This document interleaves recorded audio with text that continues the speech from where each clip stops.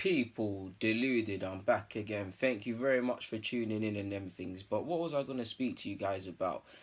I asked a question on the community tab of my channel, like what sort of content can I do around utilizing the tactics board beyond my thoughts and opinions. And I must admit, a couple of you do ask me this question, and I won't lie to you, look, I kind of air it, people, because these sort of videos kind of make me upset because I can't build the team in the way I want. But a few of you asked me, like, how would you set up the team if you could, and all of this stuff. So in the name of just pure humour and pure football chat, people, with it being off season, I know there's a couple tournaments and things going on, but no Premier League, we might as well speak about it, or I might as well offer some thoughts. Now, admittedly, people, I practiced before I did the vid, just remembering some of the points I wanted to say, but this is the first time I'm actually going to try to do it looking at myself in it. So yeah, we're going to try a thing in it. Normally I don't want to put my head over it and ruin it for you lot like I normally do. Head's big enough. But I'm a 4-3-3 man, people. Now, if you're a manager, I believe in different tactics. I'm a fan of 4-3-3.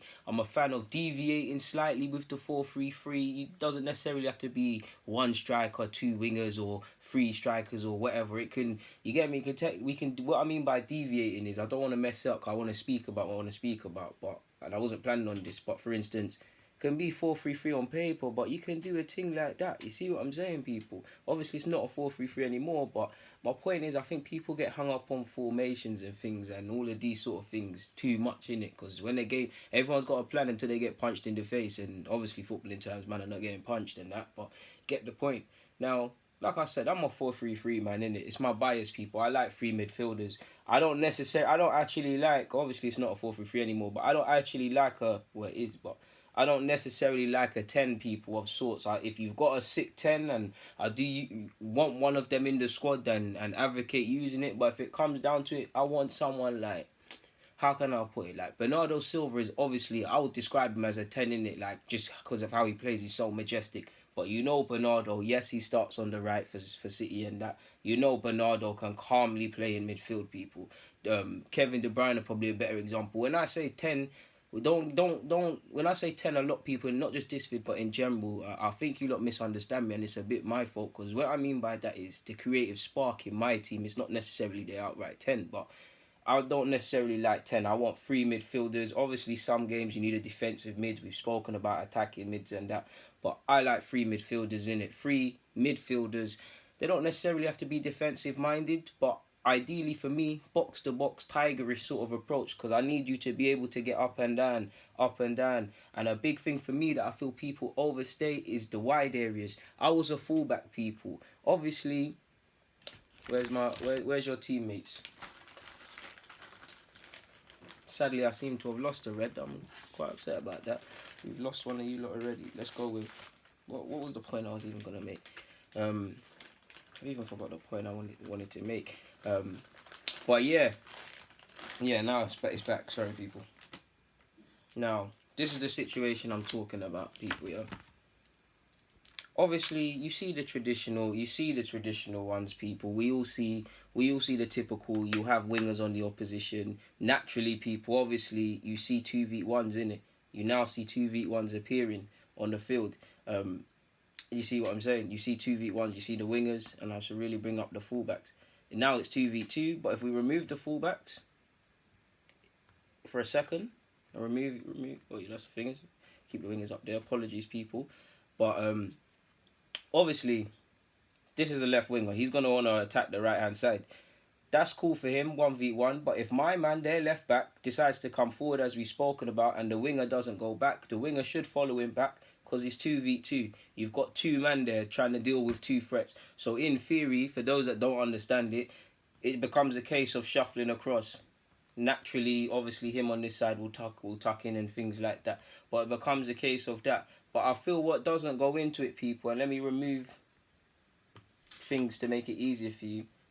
I think, and let me actually put it in their half, it might make it a tiny bit easier and make the midfielders slightly more compact. What I think isn't spoken about enough is midfielders helping in wide areas, people. I've spoken about midfield runners previously, where you see people start from deep. You've seen Lingard do it and things like that, and run from deep and create problems. Or you've actually seen Milner go unmarked when we played Liverpool, a threat going on this hand side. Everybody's glued into what's immediately happening here, people, not dealing with this threat, and he's able to sneak in on the blind side unmarked, essentially, people. But that's going off topic and talking about things that are not actually relevant. What I speak about, people, is if we say there's two wingers here of the opposition and the fullbacks are doing their things, I like personally, I like my midfielders to help. Like I don't feel our midfielders help with wide areas enough, shuffling across and things like that. I don't feel we're quick enough to necessarily get, apologies, people, low back, but I don't necessarily think we're quick enough to sort out them areas. So that's why I would like three dynamic midfielders personally. Let me remove some people off this pitch for you people. Let's just stick with the back three. Or back four, apologies. Fix up the team a bit. So yeah. And people, like, I believe you can play Lacazette and Aubameyang and all these guys in this formation. Yes, you can go with two strikers and, like I gave you the example at the beginning, squeeze and do certain things. Yes, you can do that, but I think you can play both of them because I feel, obviously, like I said at the beginning, different games, different measures. You might want to play 1, 2 at the same time, different things in it, people. So we don't need to get into it too much. I'm sure you lot are sensible enough to comprehend them sort of aspects. But looking at it, I would probably like, it could be, I don't know why, but I'd probably start Aubameyang here, but it'd probably have to be Lacazette. But you could either one of the two, and let's just say this is Nelson or whatever. Just to highlight the point, because I don't know who else is going to do that role off the top of my head. But this is what I would like to see, people. Obviously, I've started them out wide, but I'd actually like them to be first, before I show you another thing, closer together, because I believe that's, if you look at Salah, you look at any of the prolific players or people you'd previously class as wingers, they're not really, obviously they're doing their thing out wide, but they're really in here.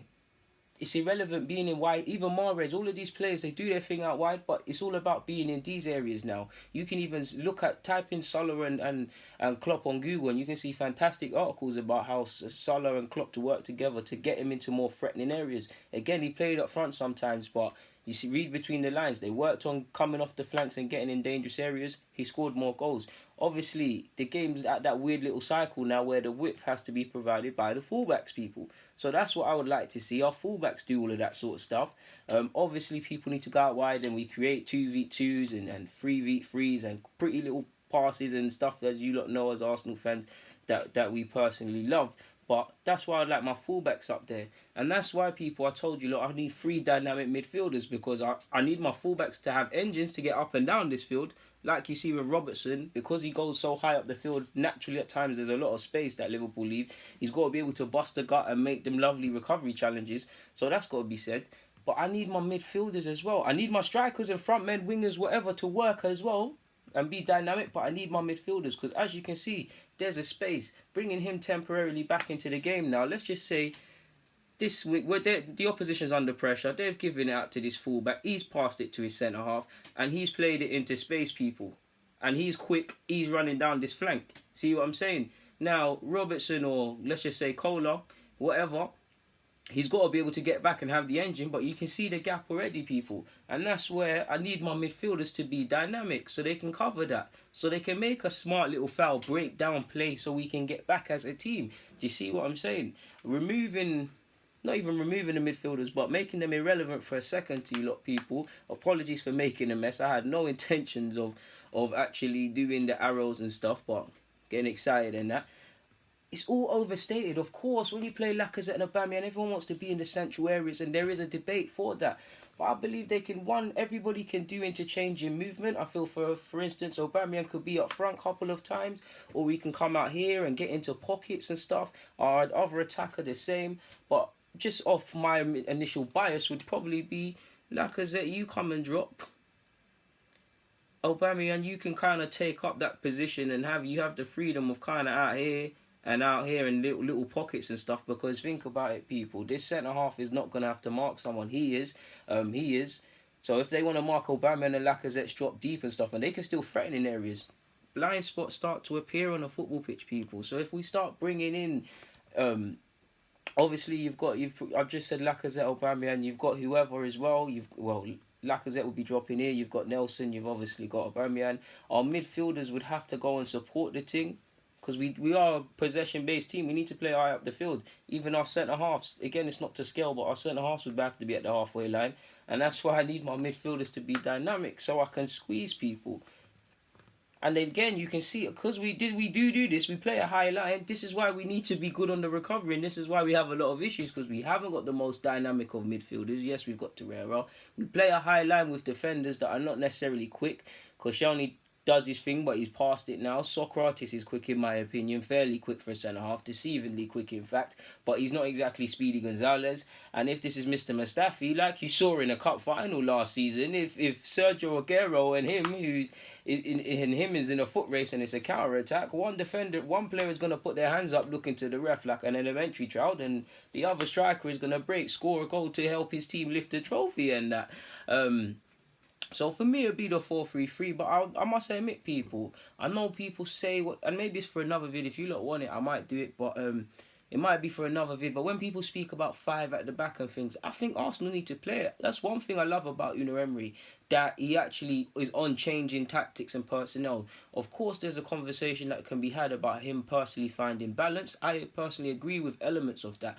I feel Emery possibly needs to settle on a starting lineup, kind of ethos, and then you build from there and change it as you can. Because when it appears to fans that it's being changed consistently, there's great tactics, but then there's also ridiculously tinkering. As much as I love his changes and he changes things quickly, and that's a big part I like about him, there is also a conversation to be had. If you consistently have to change your lineup and you have to bring off obviously the second half of the season it didn't really go like that, but you have to bring on subs to change the game and stuff.